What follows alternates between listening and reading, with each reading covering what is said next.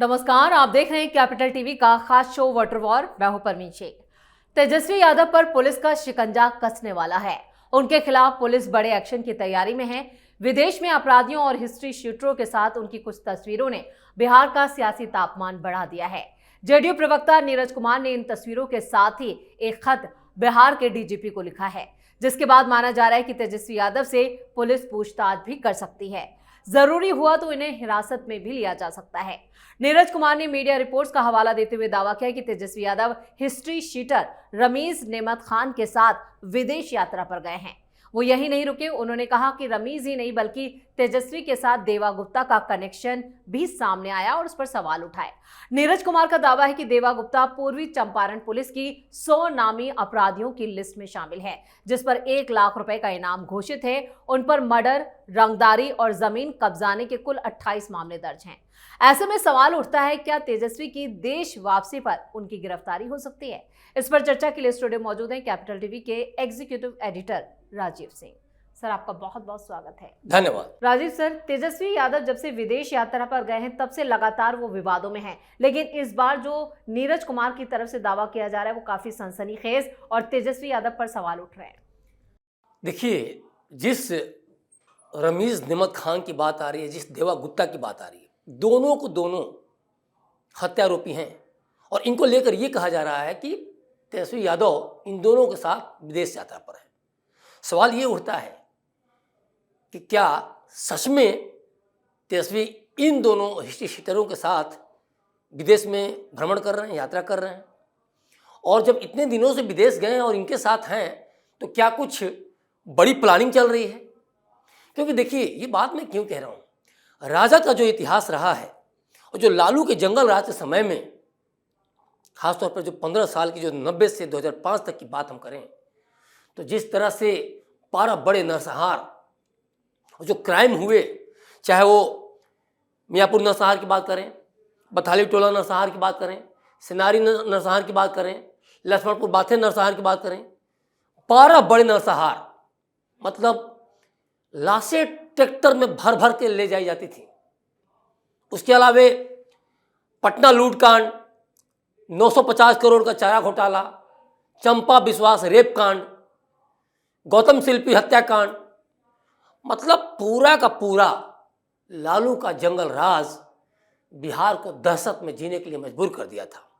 और ये कहीं कहीं तेजस्वी यादव से कनेक्ट इसलिए हो रहा है और सवाल इसलिए उठ रहे हैं कि ये वही तेजस्वी यादव हैं जब 2025 का चुनाव हो रहा था, उसके पहले से ही लगातार अपराध को लेकर हमलावर थे।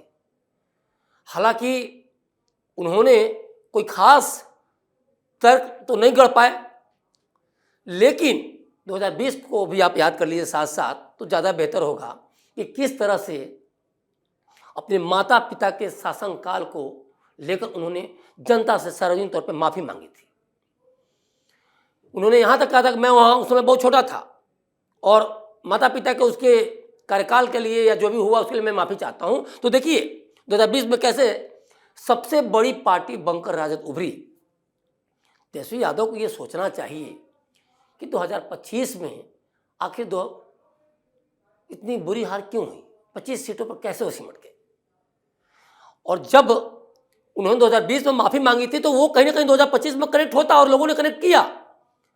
पीएम मोदी हो, अमित शाह हो, योगी आदित्यनाथ हो, या जितने भी एनडीए के, भाजपा के, जदयू के स्टार प्रचारक थे, सबके सबने तेजस्वी यादव पे, राजद पे जबरदस्त हमला किया। कट्टा को लेके तमाम तरह गाने वगैरह भी राजद नेताओं को लेके गाए गए और वो कहीं ना कहीं फिर भी बैठ गया। मैं फिर बैठ गया इसलिए कह रहा हूं कि कहीं ना कहीं अगर हार हुई तो ये सारे जो समीकरण थे, ये सारे जो हथकंडे नैरेटिव जो सेट किए गए, वो इनके ऊपर भारी पड़ा। और यही कारण है कि पूरे महागठबंधन को 35 सीटों पर सिमट दिया गया, 25 पे आकर राजद सिमट गए, जबकि 75 सीटों पे चुनाव लड़ी थी। तो तेजस्वी यादव इस बात को क्यों नहीं समझते हैं कि रमीज नेमत खान को लेकर वो चलेंगे, देवा गुप्ता को लेकर वो चलेंगे, तो उनके खिलाफ सिर्फ और सिर्फ धारणा गलत बनेगी। वो हिस्ट्री शीटर के अंदाज में देखे जाएंगे। और तेजस्वी यादव पर भी तो कई सारे आरोप हैं। अब पूरे लालू परिवार पर आईआरसीटीसी घोटाला कहिए या फिर मिट्टी घोटाला, मॉल निर्माण वाला घोटाला, उसके बाद आपको नौकरी बदले जमीन वाला घोटाला, ये सब कुछ चल रहा है। तो यहां तो तेजस्वी यादव को सोचना चाहिए था कि फूंक फूंक के कदम उठाएं, या फिर वो ये मान चुके हैं कि अब राजनीतिक संन्यास लेना है, अब हमको बिहार में कोई चुनाव नहीं लड़ना है, या फिर पूरे भारत में कहीं अपने पार्टी को उतारना ही नहीं है, फिर तो अलग बात होगी। लेकिन जब आपको राजनीति करनी है, आपकी उम्र ज़्यादा नहीं हो रही है और आप बिल्कुल राजनीति करेंगे, तो फिर आपको सोचना चाहिए कि एक तरफ पार्टी में भगदड़ मची हुई है, लगातार ये बातें कही जा रही हैं कि खरमास के बाद 16-17 विधायक, 18 विधायक भाजपा में, जदयू में शामिल हो जाएंगे। एक तरफ परिवार में भूचाल मचा हुआ है, उधर तेज प्रताप चंदा यादव को लेके बहुत ही पॉजिटिव कमेंट कर रहे हैं, रक्षाबंधन और दुनिया की क्या क्या बातें कर रहे हैं, और आप इधर वही रोहिणी आचार्य, चंदा, सब लोग घर छोड़ के निकल चुकी हैं, और आप संजय यादव, रमीज नेमत खान और ऐसे देवा गुप्ता को लेके साथ चल रहे हैं।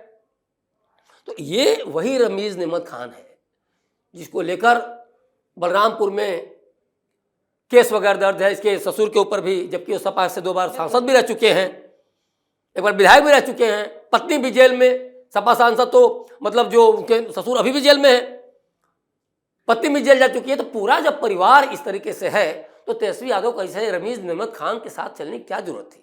तो आपको ये जो बड़े बड़े वादे जो होते हैं ना चुनाव में, कि हम पुरानी गलती को नहीं दोहराएंगे, हम ये कर देंगे, हम वो डेवलपमेंट करेंगे, हम जीविका दीदी को परमानेंट कर देंगे, 30,000 रुपये दे देंगे, हर परिवार को नौकरी देंगे, तो आपने तो वादे किए, एनडीए से बढ़ चढ़ के वादे किए।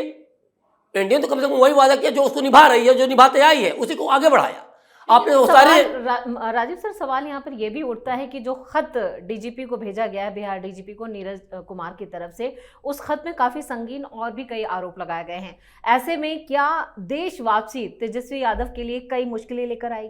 हो सकता है कि तेजस्वी यादव एयरपोर्ट पर गिरफ्तार भी हो जाए।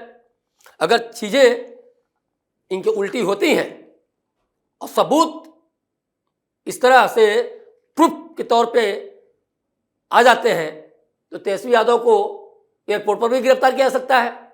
क्योंकि देखिए, जेल तो भी जाना है उनको। घोटालों वगैरह में जिस तरह से सुनवाई हो रही है, अभी टला हुआ है 9 जनवरी तक, 9 जनवरी को फिर सुनवाई होगी, तो हो सकता है कि नौकरी बदले जमीन वाले में भी जेल चले जाएं। लेकिन इसके पहले ही जो इतने बड़े आरोप लगे और उसमें कहीं प्रूफ हो जाता है तो तेजस्वी यादव की गिरफ्तारी तय है, इसमें कोई दो राय नहीं है। सबसे बड़ा सवाल है कि आखिर तेजस्वी यादव इस तरह की भूमिका में क्यों आते हैं। उन्होंने इस बात को क्यों नहीं सोचा कि जनता ने उनके ऊपर विश्वास नहीं किया है।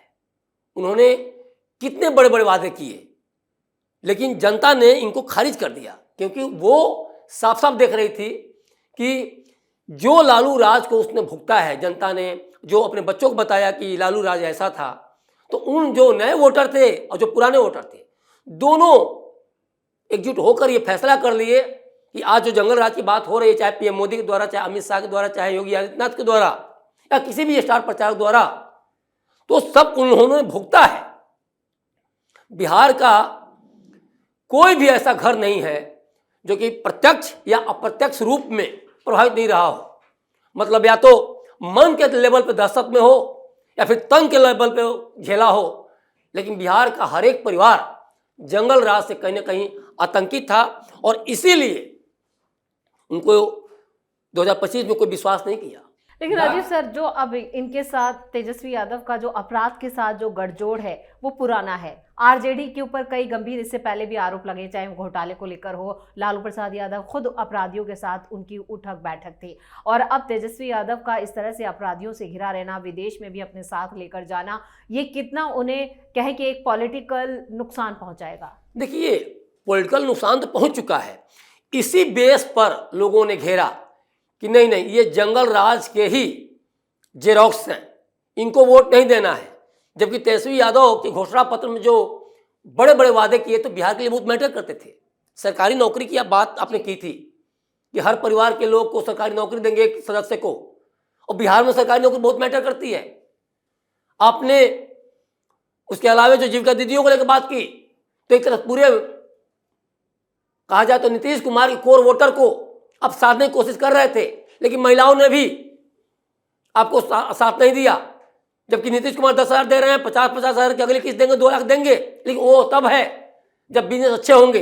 लेकिन आप तो सरकारी नौकरी की बात कर रहे थे, परमानेंट करने की बात कर रहे थे, 30,000 देने की बात कर रहे थे। क्यों नहीं विश्वास किया गया?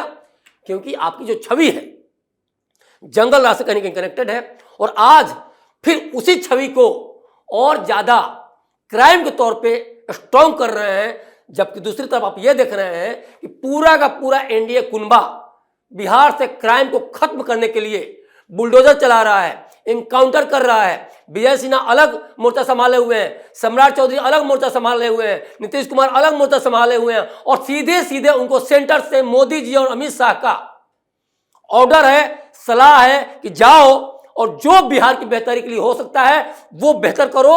इसमें कोई भी कॉम्प्रोमाइज नहीं होना चाहिए, जीरो टॉलरेंस होना चाहिए। और वैसे भी मोदी की एक स्ट्रैटेजी है, जीरो टॉलरेंस और डिलीवरी फास्ट।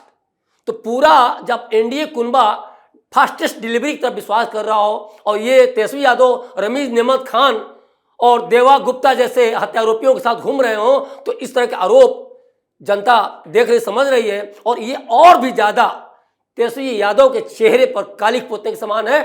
आने वाले समय में फिर से राजद को उस ओर ले जाने के समय समान है जिसको लेकर हमेशा राजद बुरी हार हारती रही है। और इतिहास में जो अब इस बार देखा जाए, 2010 को छोड़ दिया जाए, तो सबसे ज्यादा जो शर्मनाक हार जो राजद की हुई, तो इसी कारण हुई, इसी अपराध, इसी क्राइम के उसमें घिरे होने के कारण ही।